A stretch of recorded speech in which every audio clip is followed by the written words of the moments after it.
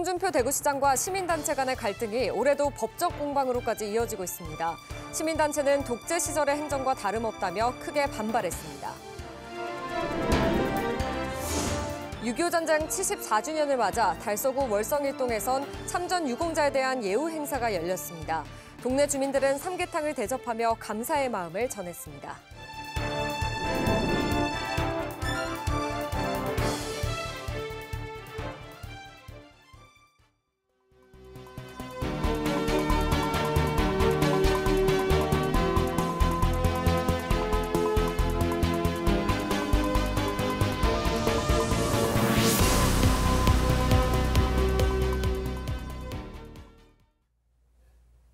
시청자 여러분 안녕하십니까? BTV 대구 뉴스입니다. 첫 소식입니다. 홍준표 대구시장과 시민단체 간의 갈등이 법적 공방으로까지 이어지는 사례가 지난해에 이어 올해도 계속되고 있습니다. 홍 시장은 상습적인 무고단체는 엄벌에 처하겠다고 공언했고 시민단체는 독재 시절의 행정과 다름없다며 크게 반발하고 있습니다. 김민재 기자가 보도합니다. 지난해 2월 대구 참여연대는 홍 시장이 자신의 업적을 홍보하는데 대구시 유튜브를 동원하고 있다며 홍 시장과 담당 공무원을 고발했습니다. 최근 대구경찰청은 대구시 공무원 3명만 부정선거운동 혐의로 검찰에 송치하고 홍 시장은 혐의가 없다고 불송치했습니다. 그러자 대구 참여연대는 경찰의 조사를 신뢰하기 어렵다며 공수처에 수사 의뢰했습니다. 이에 대구시는 대구 참여연대와 대구경실련을 무고 혐의로 검찰에 역고발했습니다. 하지만 대구경실련은 공수처에 수사 의뢰한 사실이 없었고 대구시는 경실련의 고발을 취하하는 소동을 빚었습니다. 시민단체는 사실관계조차도 틀린 고발장을 대구시의 이름으로 사법기관에 고발한 건 일종의 해프닝이 아닌 일방통행 행정의 끝을 보는 거라고 지적했습니다. 이 법무담당관이라는 조직이 있고 법률 고문이라는 변호사들을 두고 있는 대구시가 그런 일을 한 거고, 그다음 우리가 일반적으로 무고라 고발이라는 어떤 그런 무게를 생각했을 때 소송 사무도 이런 방식으로 그렇게 처리하는데 그럼 과연 대구시가 하는 행정이 과연 어떨 것인가? 시민단체들이 쓴소리를 한다고 귀를 막고 입까지 틀어막는 건 독재 시절의 행정과도 다를 바 없다고도 규탄했습니다. 저런 사람도 말을 함부로 못하는데 우리조차도 말을 함부로 할 수 있을까? 이런 생각을 하거든요. 이런 거는 단순하게 어떤 특정 단체를 고발해서 문제가 아니라 언론, 그 표현, 출판, 결사의 자유 그 자체를 부정하는 것이기 때문에 저는 이번 사건은 상당히 중대한 사건이다. 시민의 입을 막는 그러한 사건이다. 그리고 시민들에게 더 이상 우리를 비판하지 마라라는 메시지를 주는 거라고 생각합니다. 하지만 대구시는 시정 운영을 방해하는 무고 행위에 대해 엄정 대응할 방침을 계속 유지하고 있습니다.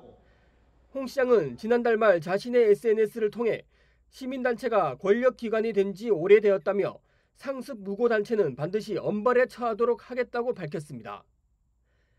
시민단체와 대구시가 벌이고 있는 첨예한 갈등 그리고 법적 공방은 올해도 계속되고 있습니다. BTV 뉴스 김민재입니다. 대구시의회 사상 첫 연임 의장이 선출됐습니다. 제9대 대구시의회 후반기 의장단 선거에서 이만규 의장이 전반기에 이어 의장 연임에 성공했습니다. 제1부의장에 이재화, 제2부의장에는 김원규 의원이 선출됐습니다. 우성문 기자의 보도입니다. 제9대 후반기 대구시의회 의장 선거에서 이만규 의원이 경쟁 후보인 김대현 의원을 득표수 24대 7로 누르고 당선됐습니다. 1991년 대구시의회 개원 이래 전반기 의장에 이어 후반기 의장을 연임하는 첫 사례입니다. 대구시의회는 의장 연임을 하지 않는 것이 관례라는 점을 들어 이 의장의 연임을 반대하는 의원들도 일부 있었지만 대다수의 의원들이 관례를 깨고 이 의장을 선택했습니다. 관례나 관행보다는 새롭게 변하는 혁신의 시대에서는 빠르게 가야 되지 않느냐. 그리고 또 의원들의 지지와 함께 후반기에 확실한 견제와 협력을 하게 되기 위해서는 반드시 연임이 필요하다 하는 그런 부분들이 많아서 제1부의장과 제2부의장은 모두 단독 입후보에 따른 찬반 투표를 통해 선출됐습니다. 제1부의장에는 서구 출신 이재화 의원이 재적의원 32명 중 28명의 지지를 얻어 당선됐습니다. 이 당선인은 제9대 대구시의회 최다선인 삼선 의원으로 전반기 국민의힘 원내대표를 역임했습니다. 대구 9대 의회가 우리 이만기 의장을 비롯해서 우리 같이 협치해서 정말 잘 이끌어갈 수 있도록 후반기에는 협력하도록 그렇게 하겠습니다. 제2부의장 선거에선 달성군 출신 김원규 의원이 총 투표수 32표 중 29표를 득표해 당선됐습니다. 이 의장을 도와 대구와 대구시의회 발전을 위해 시의원들이 화합하는 데 힘을 쏟겠다는 각오입니다. 우리 의회 슬로건이 함께하는 민생의회, 행동하는 정치의회입니다. 이 슬로건을 잊지 않고 우리 시민들의 작은 목소리에도 항상 귀를 기울이면서 대구시의회는 의장단 선출에 이어 26일 상임위원장, 27일 운영위원장 선거를 거쳐 후반기 원구성을 마치고 7월 1일부터 후반기 공식 임기를 시작합니다. BTV 뉴스 우성문입니다.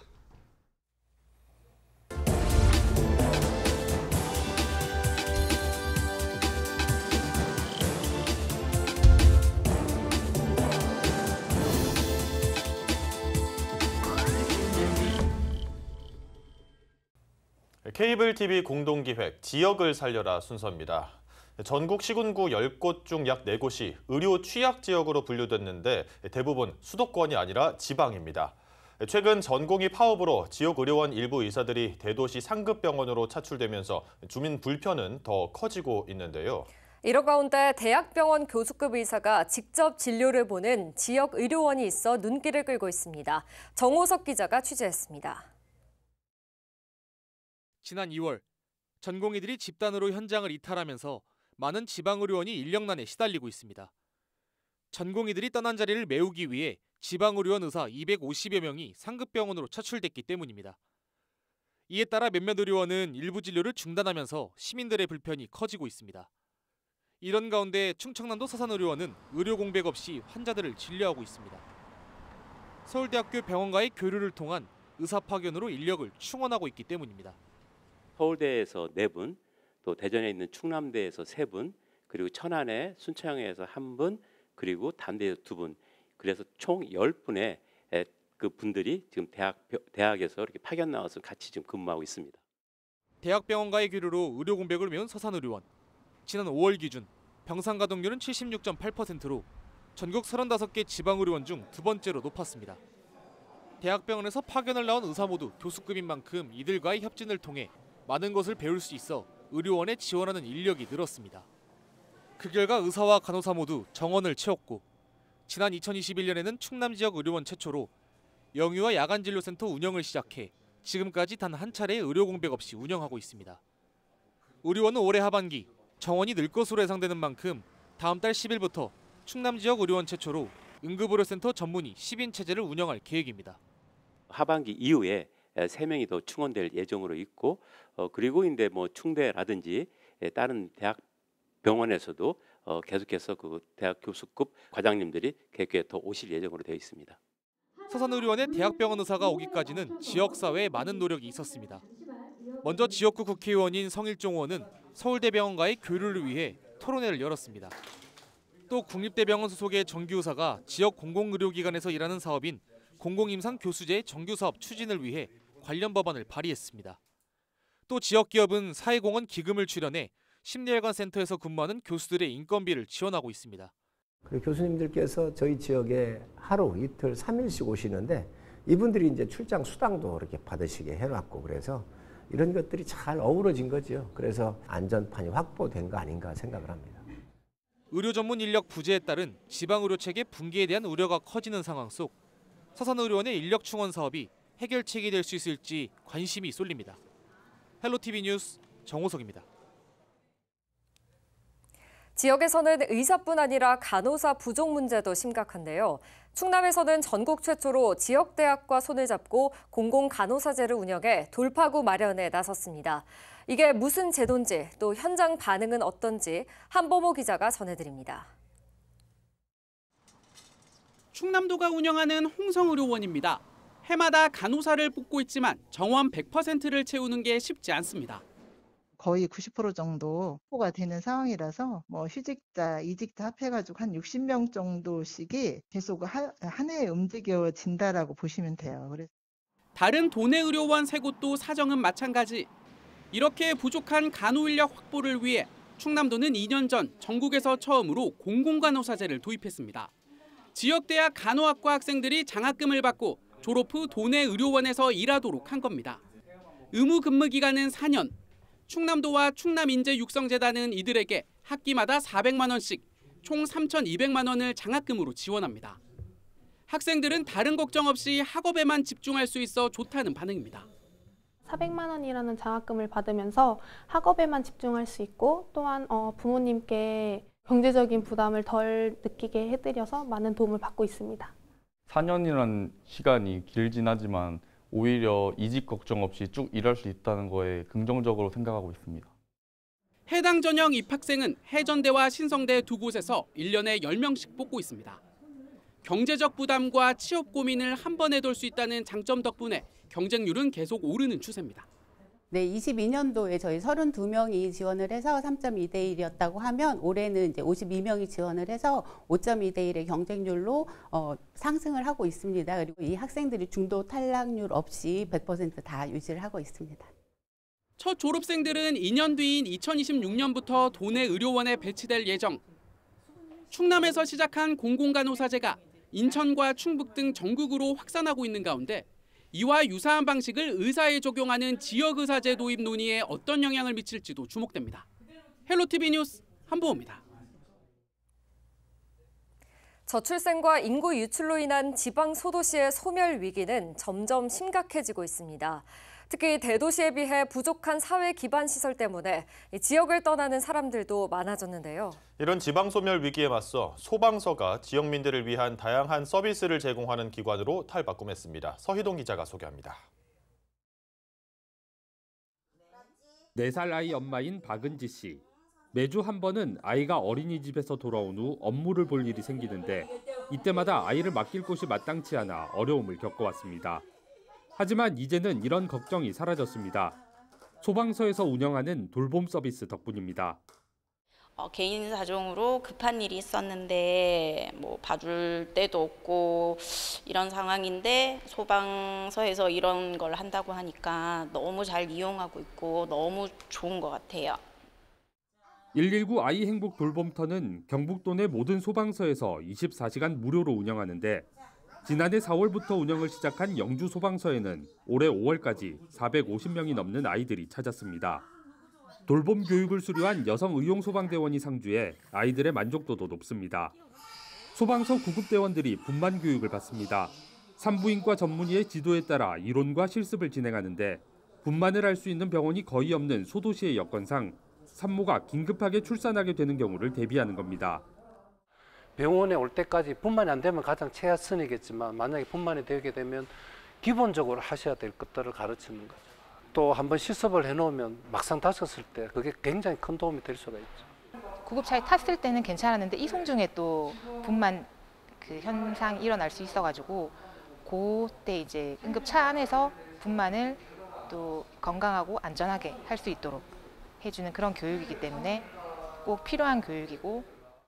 출산이 임박하거나 조산 우려가 있는 임산부 등을 119 구급대가 병원까지 이송해주는 새생명 탄생 119 구급 서비스는 의료 취약 지역에 거주하는 임산부에게 큰 힘이 되고 있습니다.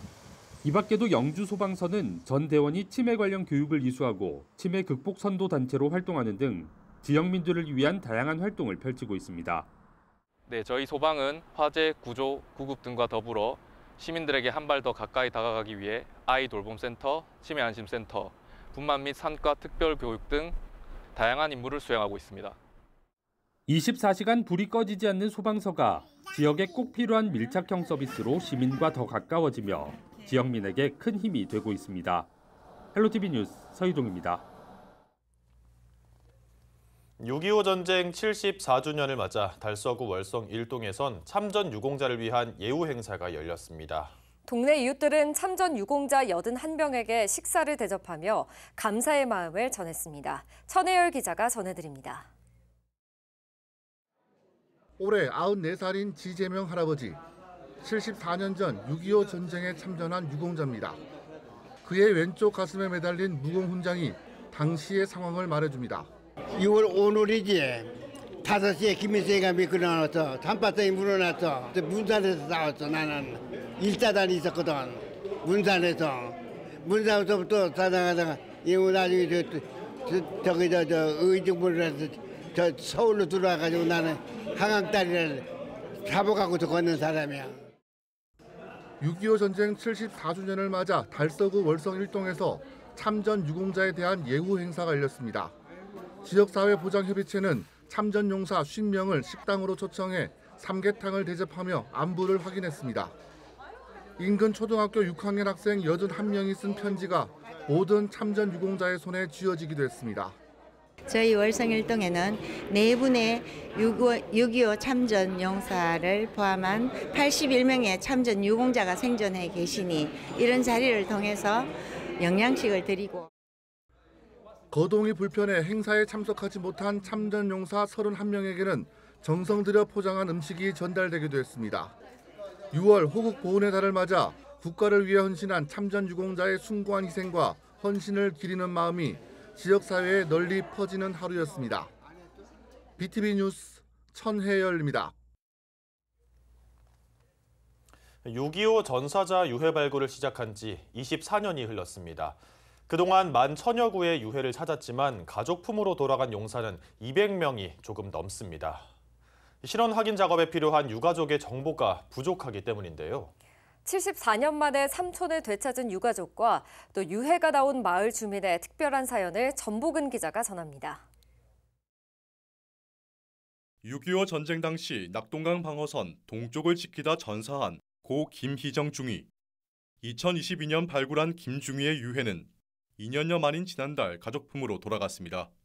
삼촌이 여기서 누워 계셨다는 거 그거 생각하니까 진짜 가슴이 너무 안 됐고요. 답답한 심정이고 근데 그래도 우리는 유고를 찾았잖아요. 그래서 너무 반가워요 지금. 유해가 나온 마을을 찾은 유가족에게 주민들은 15년 넘게 기른 산삼과 마늘, 감자 등을 건넸습니다. 김중위를 비롯한 수많은 장병이 지킨 땅에서 직접 재배한 농산물로 감사한 마음을 전한 겁니다. 고인께서 이제 이 고장을 위해서 참 희생에 당해서 우리 주민들이 소식을 알고 조그나마 선물로 농산물로 해가지고 그 마음을 조금이나마 담아서 일을 하는 차원에서 이렇게 자리를 마련했습니다. 이 땅에서 난 농산물을 갖다가 저희 가족들에게 형제분들에게 전달해줘서 오늘 그 보답이라고는 할 수는 없지만 감사차 이렇게 들었습니다. 고맙습니다. 2000년 6.25 전사자 유해 발굴을 시작한 뒤 지금까지 찾은 유해는 13,000여 구.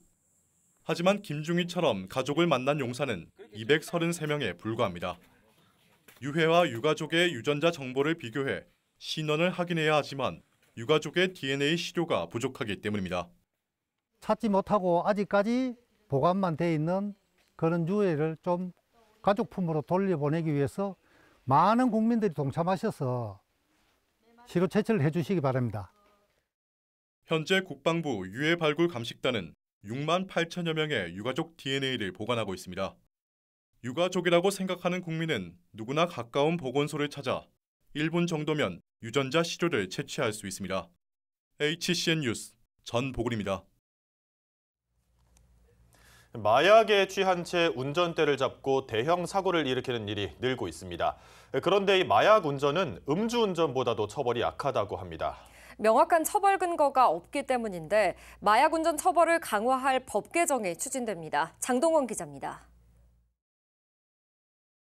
4년 전 대마를 흡입한 A씨는 해운대 한 도로를 시속 140km로 질주해 7중 추돌 사고를 냈습니다. 지난해 일어난 롤스로이스 뺑소니 사고 등 마약이나 약물에 취한 채 운전하는 사건이 계속되고 있습니다. 최근 5년간 마약을 투약하거나 약물을 복용한 상태에서 운전을 하다 적발돼 면허가 취소된 사람은 386명에 이릅니다. 2019년 57명이던 것이 2021년 83명, 2023년엔 113명으로 늘어 5년 새 2배가 증가했습니다. 환각 상태에서의 운전은 대형 사고로까지 이어질 수 있지만 처벌은 음주운전보다 약합니다. 도로교통법에는 술 취한 상태에서의 운전 금지 조항을 구체적으로 두고 최대 2년 이상 5년 이하 징역 또는 3천만 원 이하 벌금, 가중처벌까지도 규정하고 있습니다. 하지만 마약, 약물 운전 금지 조항은 따로 없이 과로한 때의 운전 금지 조항에 포함되어 있습니다. 적발 시에는 3년 이하 징역, 1천만 원 이하 벌금으로 음주운전보다 낮은 처벌수입니다. 김도읍 의원은 마약, 약물 운전 처벌 강화법을 대표 발의했습니다. 개정 법안은 기존 과로 등의 운전 금지 규정에서 마약 및 약물 운전 금지 조항을 별도로 신설해 명시하고 위반 시에는 음주운전보다 강한 5년 이하 징역과 5천만 원 이하의 벌금에 처하도록 했습니다. 김 의원은 마약, 약물 운전은 음주운전 못지않게 위험한 중대범죄라며 엄격한 금지와 강력한 처벌을 강조했습니다. BTV 뉴스 장동원입니다.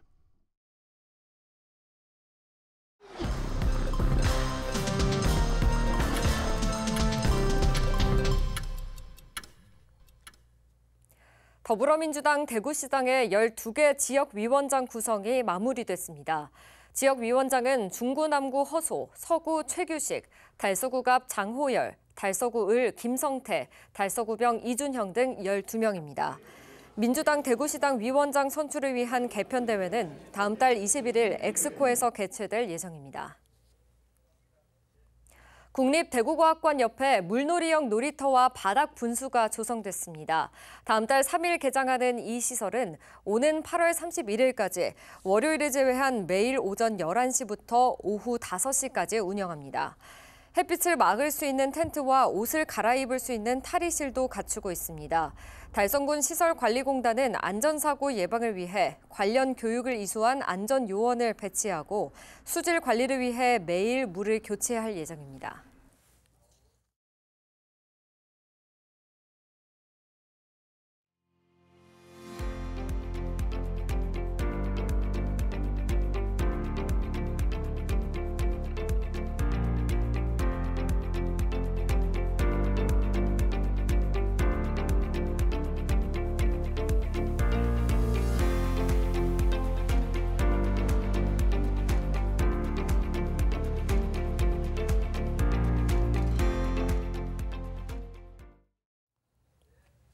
저희는 시청자에게 힘이 되는 뉴스로 다시 찾아뵙겠습니다. 함께해 주신 여러분 감사합니다.